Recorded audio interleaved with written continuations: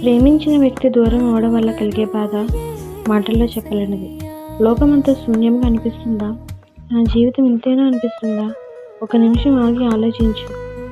గతాన్ని తలుచుకుంటూ కృంగిపోకు. నీ భవిష్యత్తు గురించి ఆయన దగ్గర ఒక అద్భుతమైన ప్రణాళిక ఉంది. ధైర్యంగా ఉండు, ప్రార్థించు. దేవుని ప్రేమ నీకు ఆయనను మనుపుతుంది, నీకు శాంతిని ఇస్తుంది. దేవుడు నీ జీవితం నుండి ఎవరినైనా తీశాడంటే నీ ప్రార్థనను ఆయన విన్నాడని అర్థం. మనుషుల ప్రేమ మారుతుంది, కానీ దేవుని ప్రేమ శాశ్వతమైనది. నీ హృదయం విరిగినప్పుడు దేవుడు నీకు మరింత దగ్గరగా ఉంటాడు. ఒకరు నిన్ను ప్రేమించలేదని నీ విలువ తగ్గిపోదు. నువ్వు దేవుని దృష్టిలో అమూల్యమైన వ్యక్తివి. నీ గాయం కంటే నీ దేవుడు గొప్పవాడు. ఈ బాధ నీ ముగింపు కాదు, ఇది నీ క్రొత్త జీవితానికి ప్రారంభం.